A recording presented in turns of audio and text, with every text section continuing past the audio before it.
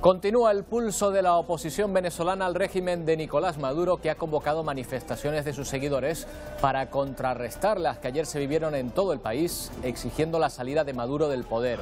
Al menos 16 personas han muerto en las últimas 24 horas en lo que está siendo hasta el momento el más sólido movimiento contra el actual gobierno.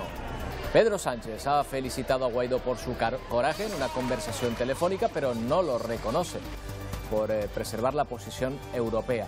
Las manifestaciones a favor de la oposición se han sucedido también en Canarias, donde por cierto reside el padre de Juan Guaidó. ¿Qué tal? Buenas tardes. El presidente de Canarias, Fernando Clavijo, ha pedido a Pedro Sánchez que lidere el posicionamiento de la Unión Europea sobre el reconocimiento o no de Juan Guaidó. Fernando Clavijo hizo estas declaraciones en el foro Líderes de la Agencia EFE en Madrid, donde anunció que se reunirá con las ministras de Política Territorial y Hacienda el 31 de enero para negociar los presupuestos generales del Estado y las partidas que vendrían a las islas. Clavijo ha dicho que Sánchez le engañó al incumplir el fuero canario. Sí, tengo que decir que el presidente Sánchez me engañó. Creo que además estamos ahora en una situación en la que tendremos que acordar la ejecución de sentencia, porque si no vamos a pedir que se ejecute y el Estado va a tener que soltar a tocateja a los 900. También en Madrid, segundo día de Fitur, siguen las negociaciones de todos los grupos y sectores implicados en el turismo en las islas. Hoy ha sido un día de firma de acuerdos y conversaciones. Buenas tardes, y entre los actores principales están las aerolíneas, con quien se trabaja para mejorar la conectividad de las islas. Silvia Mascareño, cuéntanos. Sí, de hecho, esas reuniones con las aerolíneas han dado sus primeros frutos y podemos confirmar que Canarias contará con 18 millones de plazas aéreas regulares para el invierno-verano de 2019. La policía local en Las Palmas de Gran Canaria ha hecho públicas unas imágenes de una persecución que protagonizó el pasado mes de diciembre por las calles de la ciudad.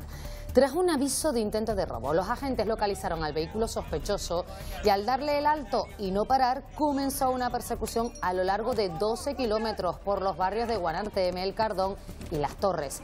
La policía logró acorralar y detener a los fugitivos en Tamaraceite. Y en el juicio contra el ex seleccionador nacional de atletismo Miguel Ángel Millán, acusado de presuntos abusos sexuales a menores, se ha escuchado hoy el desgarrador relato del medallista olímpico Antonio Peñalver, que podría ser uno de los testigos más determinantes, Miriam Rodríguez, en este juicio.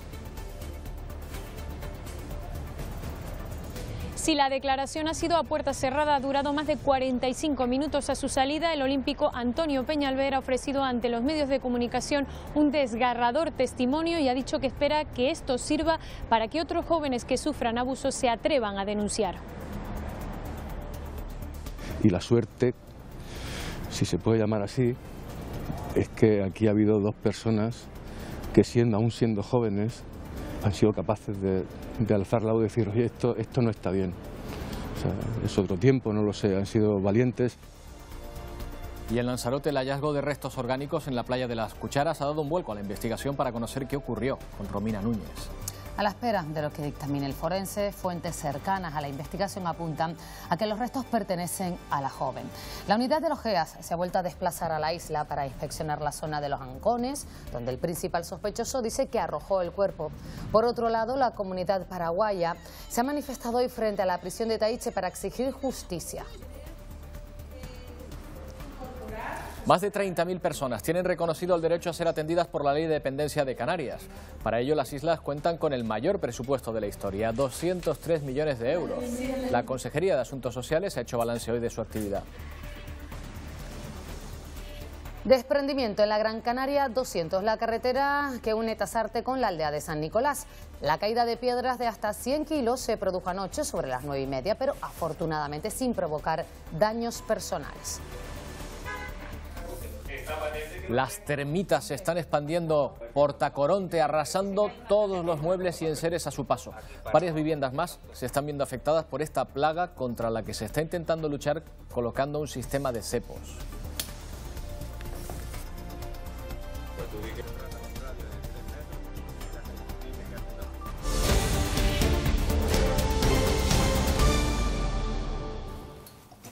Son imágenes que nos llegan en directo desde Totalán, en Málaga, donde va a comenzar la excavación del último tramo para llegar al pequeño Yulen.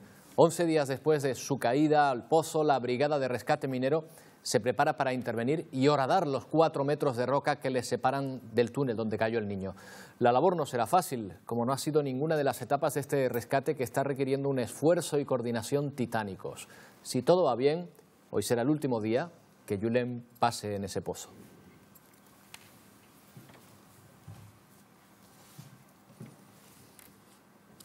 Y pendientes también hoy de Venezuela, que se enfrenta a momentos críticos en el mayor pulso de la oposición hasta el momento contra el régimen de Nicolás Maduro. El presidente de España, Pedro Sánchez, ha telefoneado a Guaidó, lo ha felicitado por su coraje y le ha explicado la posición de Europa, que pasa por la convocatoria de unas elecciones libres.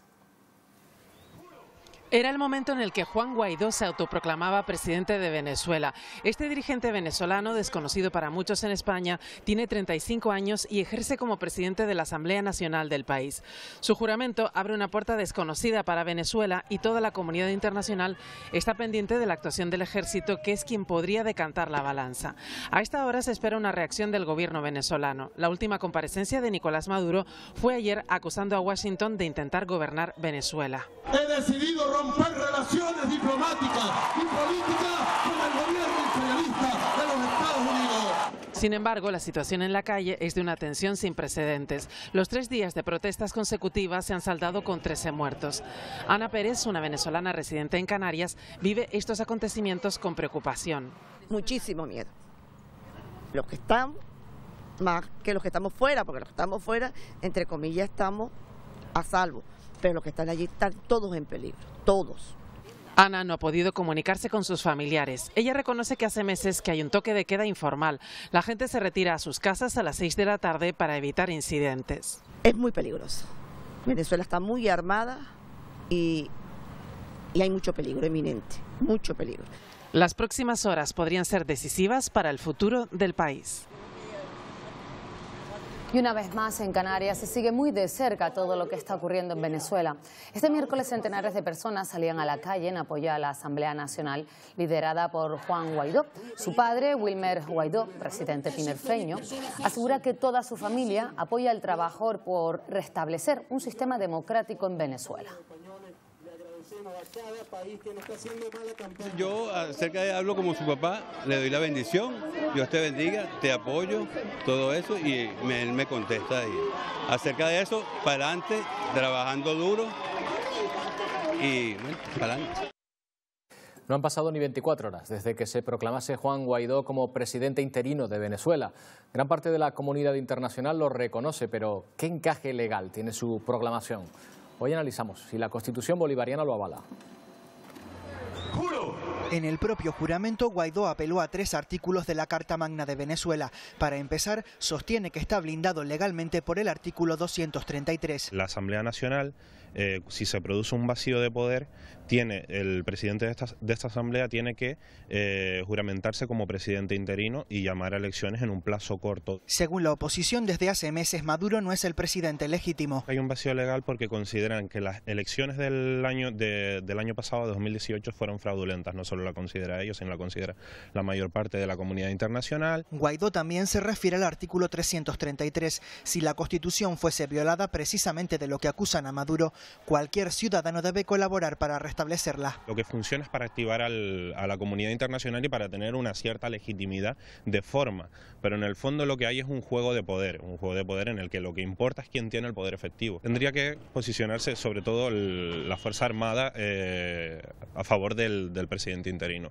El último artículo en el que se apoya a Guaidó es en el 350. Los venezolanos pueden rechazar a cualquier autoridad que menoscabe los derechos humanos, otra acusación de la oposición contra Maduro.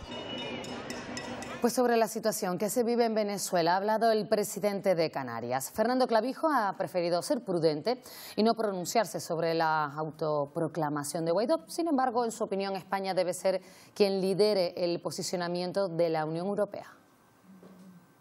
Yo creo que a España le toca liderar ese posicionamiento único de la Unión Europea respecto al reconocimiento o no del aspirante a ser el legítimo representante del pueblo venezolano. Fernando Clavijo hacía estas declaraciones durante el Foro Líderes, organizado por la agencia EFE, al que han asistido líderes políticos, medios de comunicación y empresarios.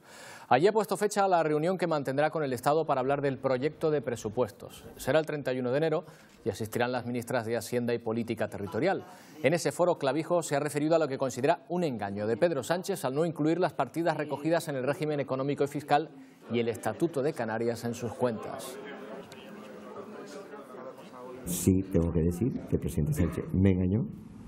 Creo que además estamos ahora en una situación en la que tendremos que acordar la ejecución de sentencia, porque si no vamos a pedir que se ejecute y el Estado va a tener que soltar a tocatejas los 900. Y ya me engañaron una vez y yo soy una persona optimista y soy una persona leal, pero desde luego no soy un inocente.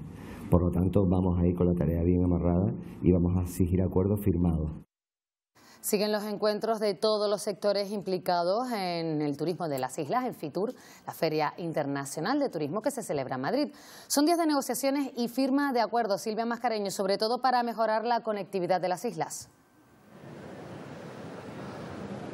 Sí, y además tenemos buenas noticias porque a pesar de esas informaciones de los últimos días que apuntaban a que determinadas aerolíneas podrían abandonar sus bases en el archipiélago, hoy después de una jornada maratoniana de reuniones podemos confirmar que Ryanair no abandona por ahora sus bases en las islas y que Vueling aumentará un 10% sus plazas. Eso, junto a las plazas de otras aerolíneas, hará que Canarias disponga de 18 millones de plazas aéreas regulares en el invierno-verano de 2019. Una buena noticia para el sector esta segunda jornada de FITUR.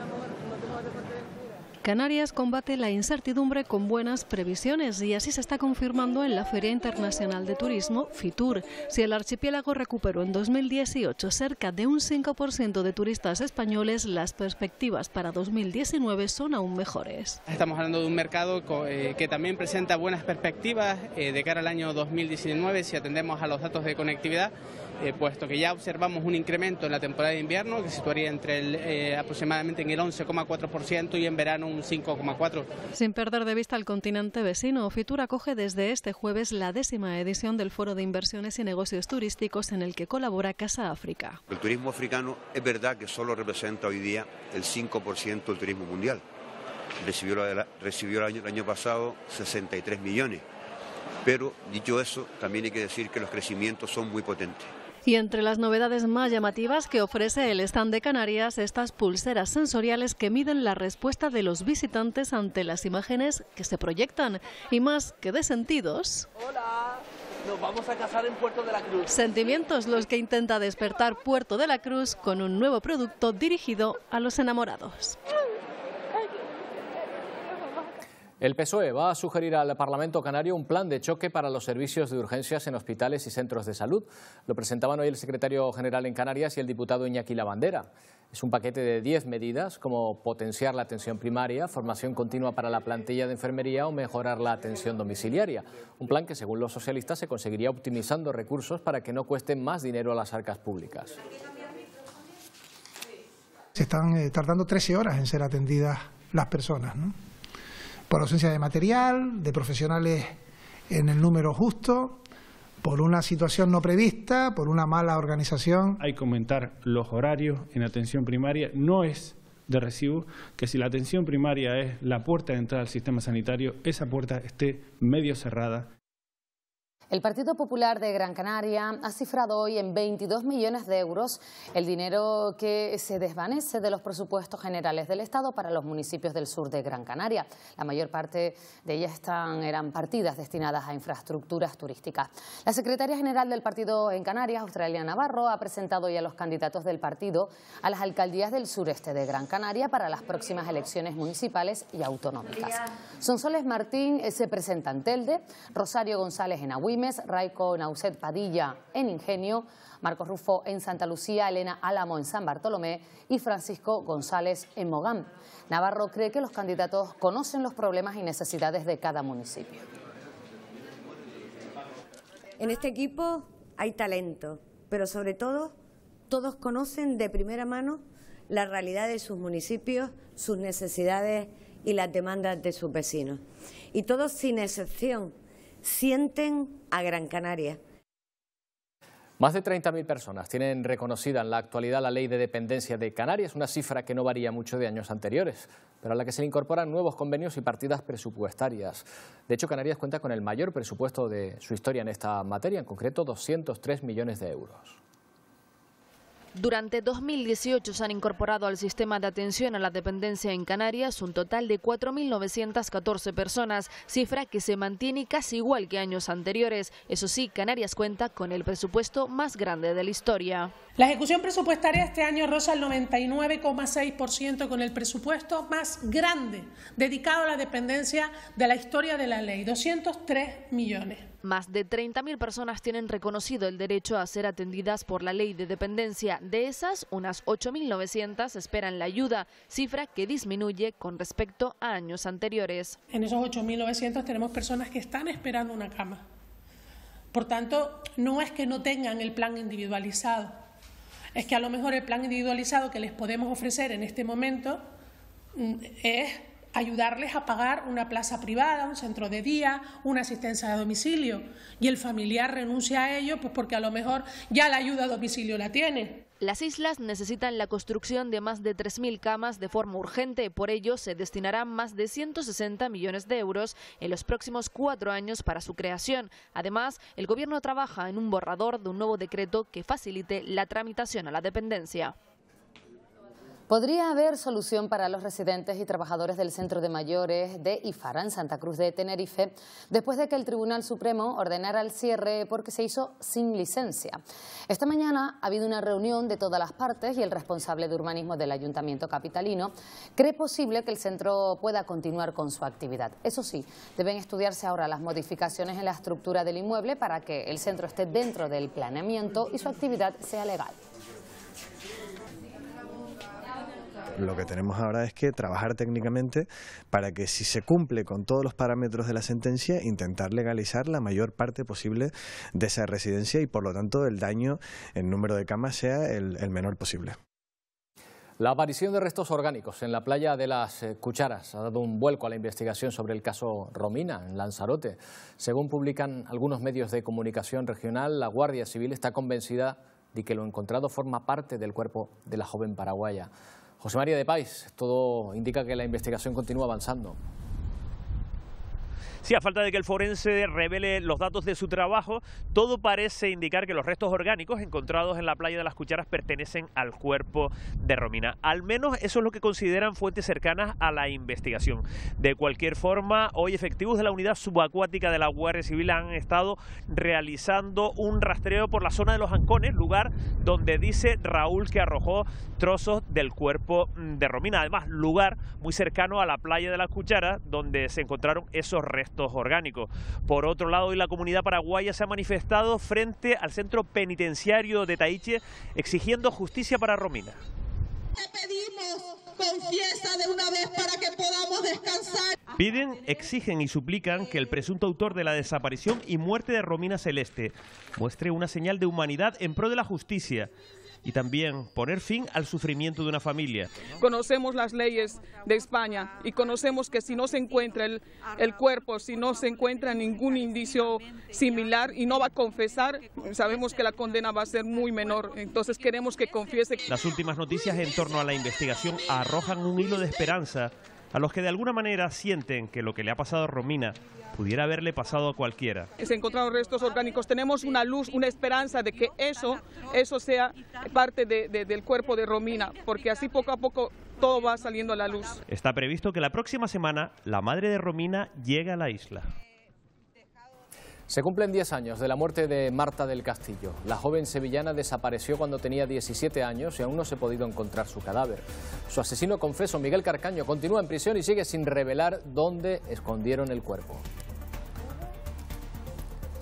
La Fiscalía de Almería ha solicitado la prisión permanente revisable por el delito de asesinato con alevosía para Ana Julia Quesada Cruz, autora confesa de la muerte del niño Gabriel Cruz en febrero de 2018 en Almería. Se trata de la pena máxima que contempla el Código Penal español. 4 personas han muerto víctimas del temporal en el norte de la península. La intensidad de las lluvias en Asturias ha provocado que otras 2 personas hayan resultado heridas. El temporal afecta también a Cantabria. Hasta allí se han trasladado 120 efectivos de la Unidad Militar de Emergencias. Alex Salmond, ex primer ministro principal de Escocia, ha sido detenido por 2 casos de acoso sexual cometidos en 2013. Las 2 supuestas víctimas eran funcionarias del gobierno escocés. Él se declara inocente. Un integrante del jurado que condenó por segunda vez a Pablo Ibar se ha retractado. El jurado volvió a declarar el pasado sábado culpable por unanimidad a Ibar del asesinato de 3 personas en 1994. La defensa de Ibar ha presentado una moción para que el tribunal revele la identidad de ese miembro del jurado.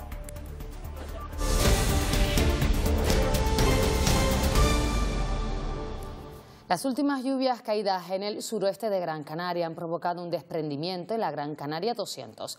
A la calzada cayeron piedras de gran tamaño, pero el derrumbe no ha obligado a Tania Sánchez a cerrar la carretera.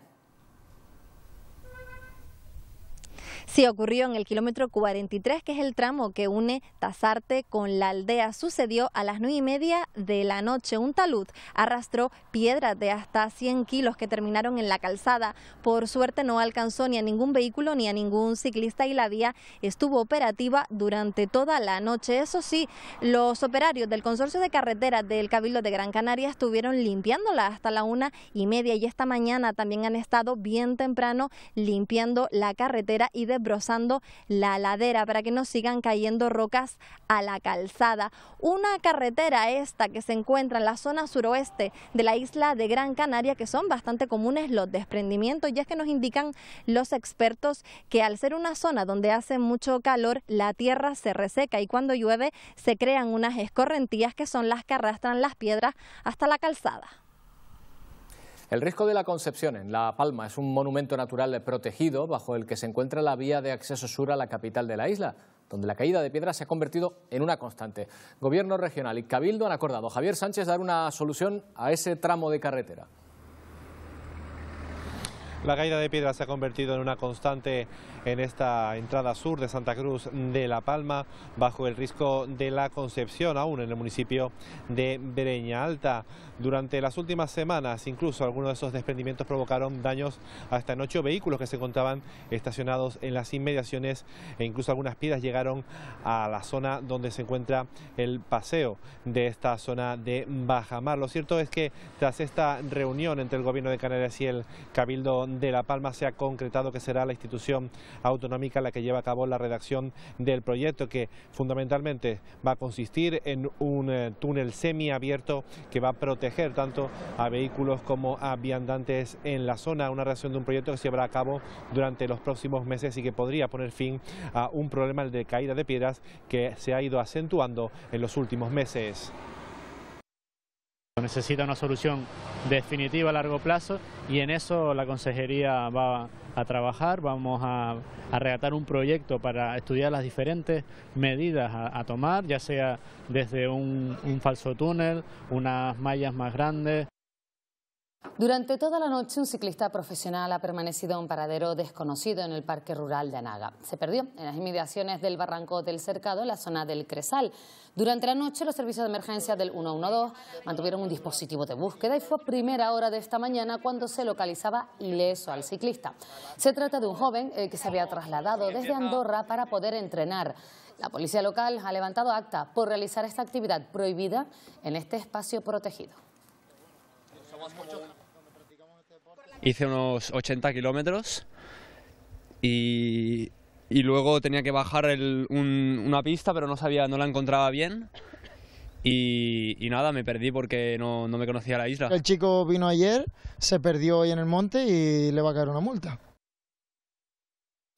Espectacular persecución policial en Las Palmas de Gran Canaria. Se produjo en diciembre, pero la policía ha mostrado las imágenes hoy y la verdad es que son muy llamativas. Recibieron el aviso de que intentaban robar en un establecimiento y tras localizar el vehículo comenzaron a perseguirlo durante 12 kilómetros. Al final los acorralan en Tamaraceite y detienen a 2 personas, eso sí, no sin antes esquivar objetos lanzados desde alguna ventana. Es una madrugada del pasado mes de diciembre. La policía localiza el coche con el que han tratado de alunizar en una tienda. Los ladrones huyen. Lo que se trata es de darles casa, por decirlo así, lo antes posible, saber desde dónde parten, tener una descripción, que ahí la colaboración ciudadana es fundamental, y tratar de pensar cuáles son las posibles vías de evacuación que haya cogido esa persona. Para cortar las vías de escape, 15 patrullas se suman al operativo. En su huida, el conductor se salta todas las normas de tráfico. Tras 12 kilómetros de huida, los fugitivos tratan de escapar a pie, pero la policía ya los tiene acorralados. La evacuación de los detenidos es un poquito peligrosa, había algunos vecinos que no nos recibieron muy bien y bueno, eso al final lo que queremos es que se viera el riesgo que llevan intrínsecas este tipo de servicios. Cuidado, cuidado, cuidado. A pesar del peligro, los dos hombres son detenidos. Ahora están en libertad a la espera de sentencia. Podrían pasar en prisión más de 5 años. Y continúa en la Audiencia Provincial de Santa Cruz de Tenerife el juicio contra el exentrenador de atletismo Miguel Ángel Millán. Se le acusa de 2 delitos de abusos sexuales. Hoy ha declarado como testigo en calidad de presunta víctima el subcampeón olímpico Antonio Peñalver. Ha estado Miriam Rodríguez más de 45 minutos en el interior de la sala. Sí, ha declarado a puerta cerrada y lo ha hecho a escasos metros del que fuera su entrenador. El olímpico Antonio Peñalver ha atendido a los medios de comunicación a su salida y ha ofrecido un desgarrador testimonio en el que ha descrito al que fuera su entrenador, a Millán, como una persona con una gran capacidad de manipulación, tanto a padres como a hijos. Además, ha asegurado que ha vivido durante estos 27 años unas graves secuelas después de esos presuntos abusos y que ha vivido un auténtico calvario emocional. De la forma que sea, como sea, pero que jamás tenga la oportunidad de hacer nada a ningún niño más. Es el deseo de Antonio Peñalver después de 27 años, asegura, de un calvario emocional y personal como consecuencia, dice, de los presuntos abusos que sufrió cuando era adolescente, presuntamente por parte de su entrenador, el seleccionador nacional de pruebas combinadas, Miguel Ángel Millán, estos días en el banquillo de los acusados tras la denuncia de 2 atletas tinerfeños. Peñalver se refiere a ellos como valientes y claves para este caso. Y la suerte, si se puede llamar así, es que aquí ha habido 2 personas que aún siendo jóvenes han sido capaces de alzar la voz y decir, oye, esto no está bien. O sea, es otro tiempo, no lo sé, han sido valientes, han sido... Y bueno, pues a ver si por lo menos un poquito de justicia se puede hacer. Peñalver describe a Millán como una persona con una gran capacidad de persuasión, tanto a los jóvenes atletas como a sus padres. Presuntamente, una capacidad absolutamente estratosférica para manipular a personas, a niños, a sus padres, a autoridades, a entornos, a todo, para que cuando te ocurre, primero no te lo creas tú mismo, segundo que te creas que tú eres el culpable y tercero, no seas capaz de abrir la boca en 30 años. Peñalver espera, dice, que su testimonio sirva para que otros niños y jóvenes que sufran abusos se atrevan a denunciar. Y también en Tenerife continúa el juicio por la muerte del empresario Raimundo Toledo en diciembre de 2015. Hoy ha declarado el sobrino del fallecido y ha dicho que había hablado con su tío para liquidar las hipotecas y separar los capitales. También su madre asegura que nunca le gustó Sandra Pentón, novia de su hijo y acusada por la muerte del empresario. Dice que lo único que quería era su dinero. La jueza ha llamado a declarar a los empleados de la gasolinera del Médano y a la novia de Diego Gutiérrez, el otro acusado.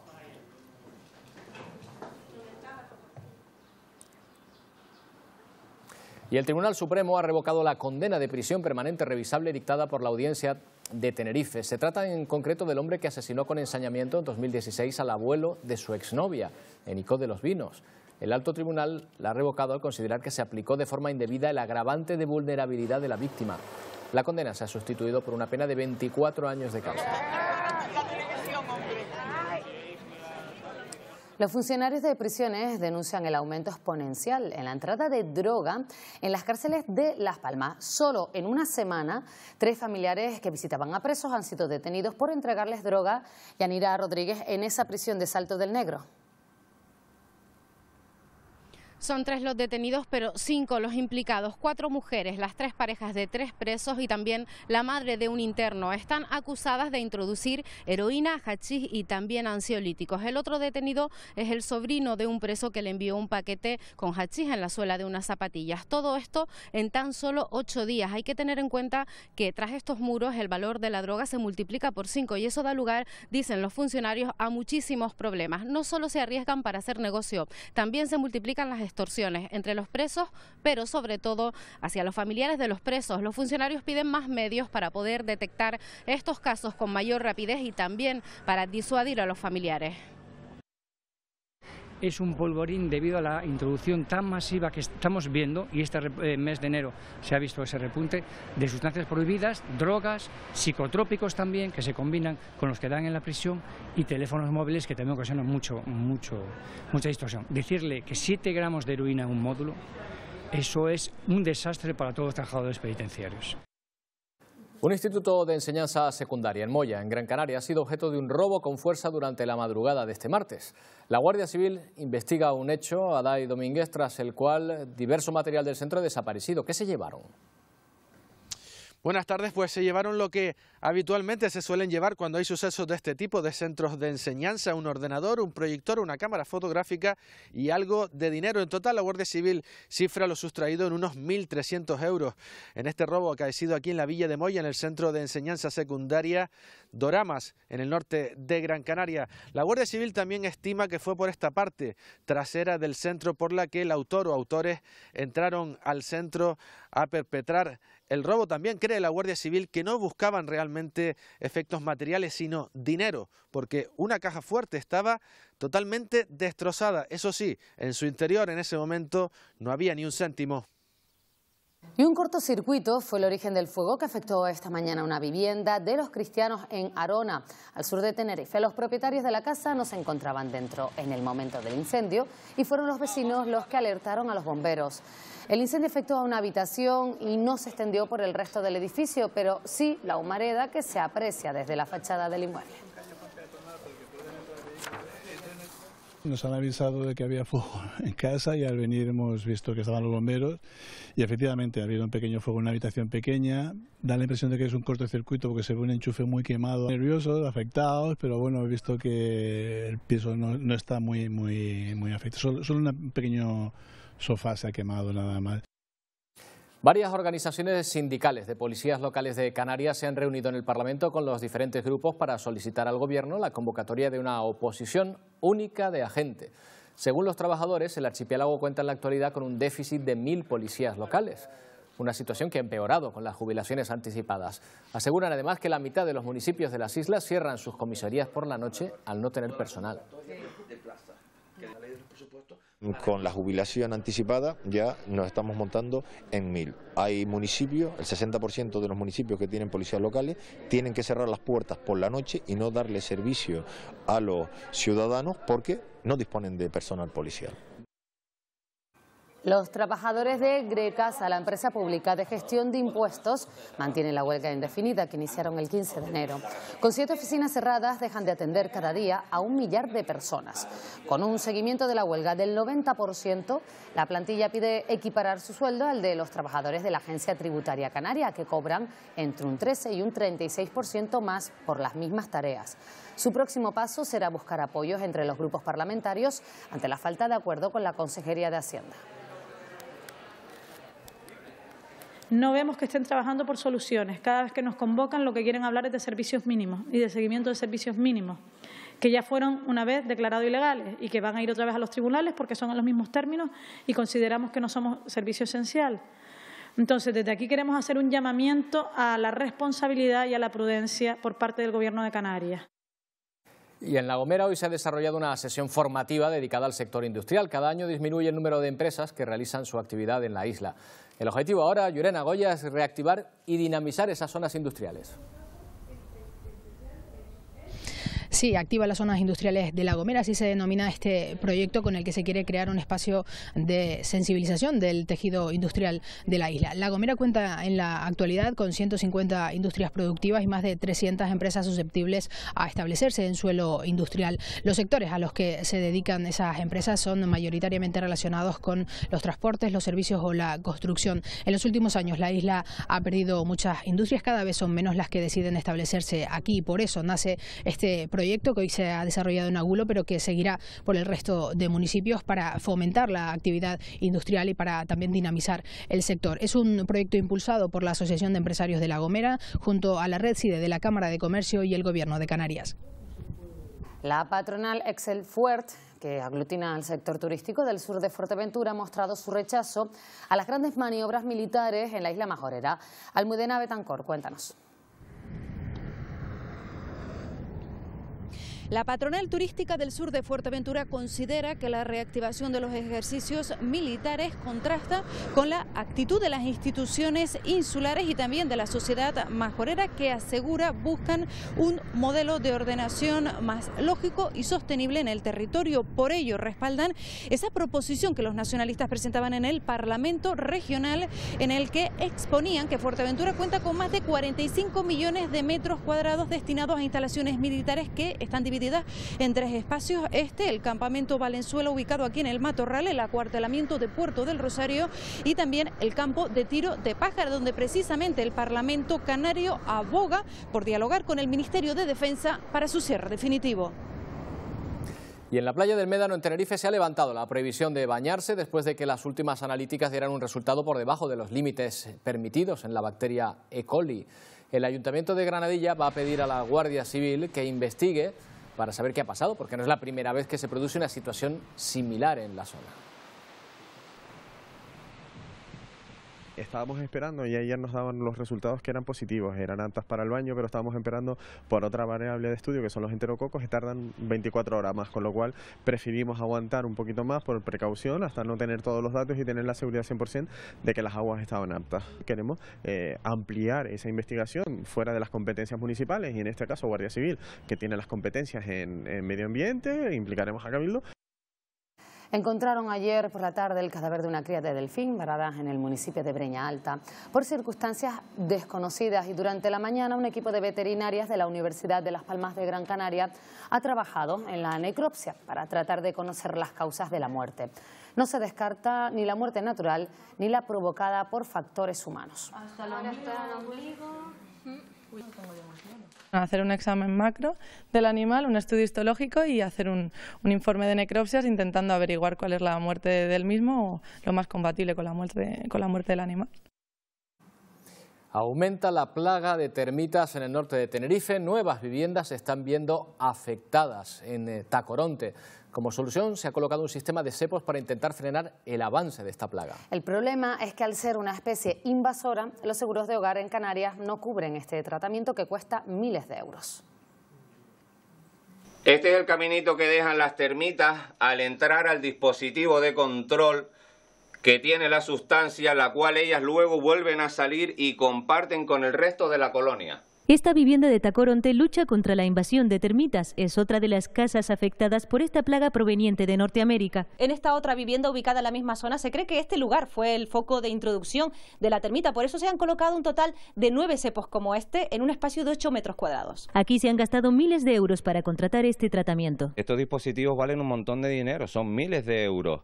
El seguro en Canarias no contempla las plagas en los hogares porque aquí carecemos de estas plagas. Es una especie que nos ha venido de fuera. Esta propiedad se encuentra junto a la casa de Ana, donde aún no han podido costearse el tratamiento de cepos que aconsejan los expertos.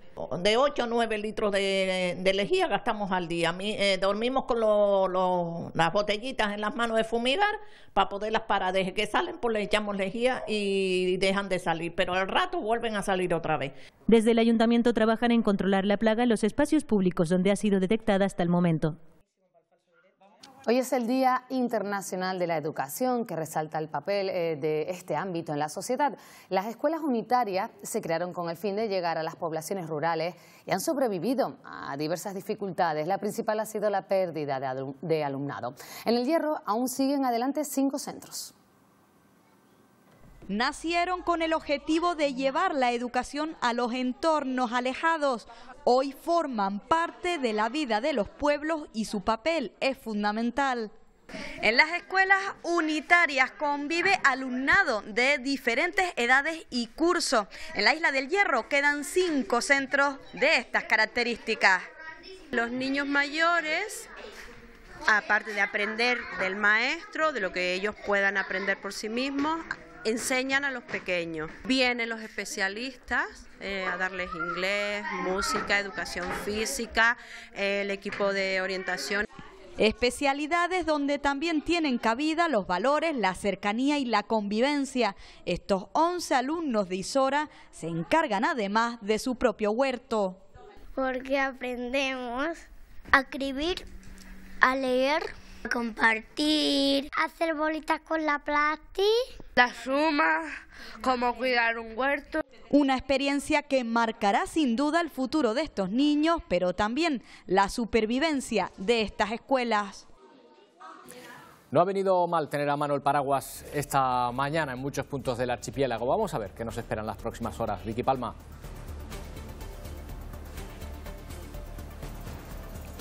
Buenas tardes. El tiempo va a seguir nuboso en general en buena parte del archipiélago, tanto esta tarde como mañana y durante buena parte del fin de semana. El cambio: a partir de mañana tendremos menos viento, soplará flojo, de dirección variable en algunos casos y en otras de componente norte. Eso va a favorecer la formación de nubes en la vertiente sur y oeste de las islas, donde estos días la hemos tenido, pero no importante. Y cabe la posibilidad de que esas nubes mañana y también el sábado puedan dejar algunos chubascos de carácter débil en medianías del sur. Por el norte seguiremos con precipitaciones también de carácter débil y disperso. La Biblioteca Nacional de Madrid acoge hasta el 5 de marzo de Isla en Continente. Es un recorrido por la figura y obra del intelectual José de Viera y Clavijo, máximo exponente del movimiento ilustrado en Canarias. La muestra ha sido inaugurada este jueves por el ministro de Cultura, José Guirao, y el presidente de Canarias, Fernando Clavijo. De Isla en Continente ofrece una selección de manuscritos y ediciones principales, así como grabados y materiales científicos de la época.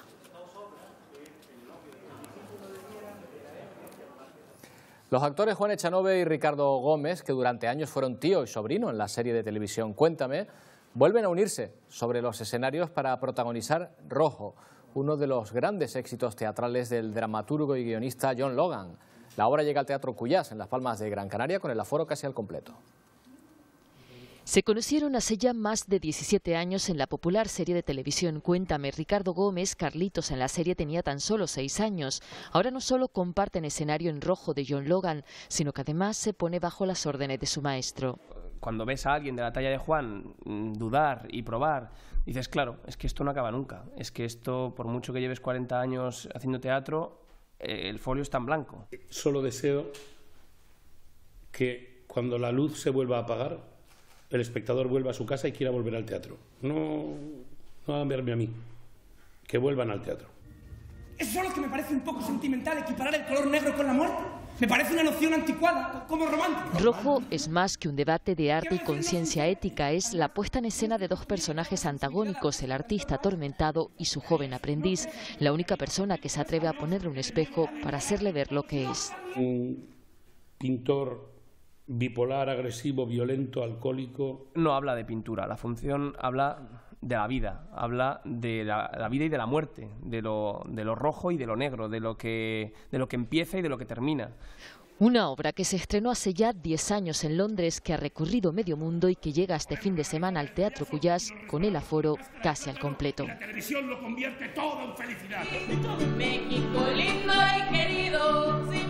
Es un aperitivo de lo que nos vamos a encontrar a partir de mañana en el 13º encuentro de Repentistas de Ingenio y que se alargará hasta el próximo 2 de febrero.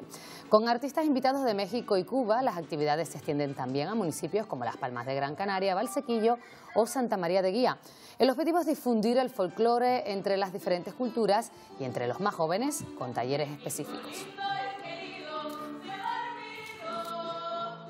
Lo más importante de este evento no es el acto en sí en el escenario, sino que yo resaltaría sobre todo estos pequeños talleres que se están haciendo en distintos espacios, distintos lugares, donde ya hoy prácticamente casi 800 niños están incorporados al mundo del repentismo, de la palabra, a jugar con ella. Antes de irnos, vamos a volver a Venezuela para conocer la última hora de la crisis política que vive estos días el país. Están viviendo momentos de mucha tensión. Israel Barbusano, estás en Caracas. Cuéntanos, ¿cuál es la situación? Tras los acontecimientos de este 23 de enero, Nicolás Maduro rompió relaciones con los Estados Unidos y le dio 48 horas a su personal diplomático para abandonar el país. El reto ahora es de la comunidad internacional. ¿Qué hará Estados Unidos? ¿Retirará el personal diplomático de Venezuela? ¿Qué mensaje están enviando? ¿Quiere decir que Maduro aún controla el país? Si se quedan, ¿qué hará Nicolás Maduro? ¿Se atreverá a ponerle un dedo encima a un funcionario americano de una de las potencias más grandes del mundo? Bueno, pues le seguiremos contando a lo largo del día qué es lo que ocurre en Venezuela, donde recordamos 16 personas al menos han muerto en las últimas horas en los enfrentamientos y manifestaciones que se han producido en todo el país. Bueno, y en los deportes, ya trabaja la Unión Deportiva Las Palmas en la península, más cerca en su estadio lo ha hecho el Club Deportivo Tenerife. Daniel, a 2 días de su partido. Sí, partido que va a ser clave para ver si la mejoría del pasado fin de semana se mantiene ante uno de los favoritos al ascenso. El equipo de Oltra espera al Málaga, segundo clasificado, y lo que se intuye es que no va a haber demasiados cambios en el 11. No quieren forzar con el debut de Mauro dos Santos, ha dicho Oltra tras un entrenamiento en el que Joao, al margen ayer, ha vuelto al grupo. El técnico ve bien la euforia generada con los refuerzos de invierno y con la victoria ante el Nastic, pero mantiene los pies en el suelo. Entre euforia y depresión, que son conceptos yo creo que extremos y no conviene ninguno de los dos, prefiero euforia. Entonces yo no voy a parar la ilusión. No, sí soy de poner los pies en el suelo. Y ya está concentrada la Unión Deportiva Las Palmas en el Saler, donde llegó la pasada madrugada. La primera sesión de su mini concentración en la península deja mucho trabajo físico y tratamiento específico para el lesionado Dani Blum y también para Galarreta. Sigue sin cerrarse la operación para la incorporación de Aitami Artiles. El Iberostar Tenerife garantiza la primera plaza de su grupo en la Champions tras su victoria de ayer en Israel con una gran actuación de Brusino. En la Liga Endesa espera ahora el Estudiantes. El Herbalife Gran Canaria juega mañana en Montenegro para confirmar su mejoría frente al Buduknost. Hoy seguiremos conociendo detalles de la inminente celebración de la Gran Canaria Maratón. Su director de carrera, Orlando Montes de Oca, nos ha revelado cómo se prepara una prueba asentada ya entre las mejores del atletismo nacional y expresa su deseo de ver cómo el domingo se baten todas las marcas posibles. No estaría mal en la edición en la que se cumplen 10 años de la Gran Canaria Maratón. Más detalles de esa prueba en unos minutos. Estaremos atentos y luego peliculón, Club Social de Cheyenne. No me lo pierdo. Seas de las buenas, no te lo pierdas. No se pierde ni una del oeste, Dani. Bueno, pues nosotros les dejamos aquí. Tienen más información a las 8:30 en Telenoticias 2. Y como siempre pueden consultar nuestra página web. Gracias por acompañarnos y que pasen una buena tarde. Adiós.